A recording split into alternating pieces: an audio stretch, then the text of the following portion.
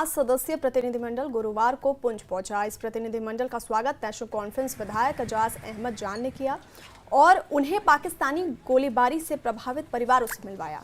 TMC प्रतिनिधिमंडल में सांसद डेरेक ओब्रायन, नदीमुल हक, सागरिका घोष, ममता ठाकुर और मंत्री मानस भूनिया शामिल हैं। इस मौके पर सागरिका घोष ने कहा कि ये सहानुभूति और एकता की यात्रा है और यहाँ उनका दुख साझा करने आए हैं जिन्होंने अपनों को खोया है। सागरिका घोष ने कहा कि पूरा देश पीड़ितों के साथ खड़ा है। सहानुभूति की यात्रा है, एकता की यात्रा है।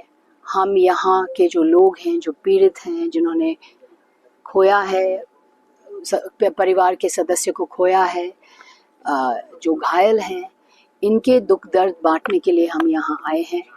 हम ये कहने के लिए आए हैं कि आप अकेले नहीं हैं, आपके साथ हम खड़े हैं। बंगाल की जनता आपके साथ खड़े हैं, इंडिया के लोग आपके साथ खड़े हैं। और जो भी कदम जम्मू एंड कश्मीर सरकार उठाएंगे आपके लिए, आपकी मदद के लिए, आपके वेलफेयर के लिए, आपके रिहैबिलिटेशन के लिए, हम इसका समर्थन करेंगे। और हम अपनी तरफ से भी कुछ अगर हो सके, हम अपनी तरफ से भी कुछ हेल्प ऑफ़र करेंगे। कुछ अगर हम कर सकें, कुछ स्कूल या अस्पताल में हम कुछ अगर कर सकें।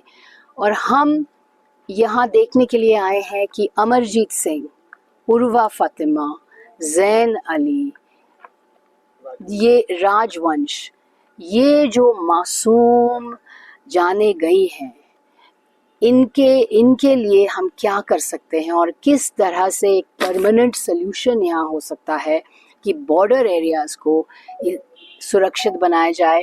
हम ये भी पूछेंगे कि इनको इवैक्यूएट क्यों नहीं किया गया, बंकर्स क्यों नहीं है। We are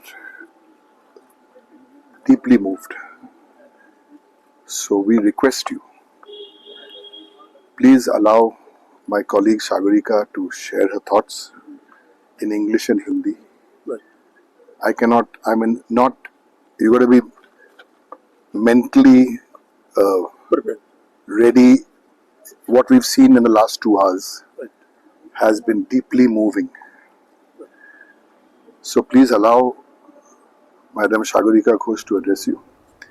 Then Dr. Manoj Bhuiya will address you.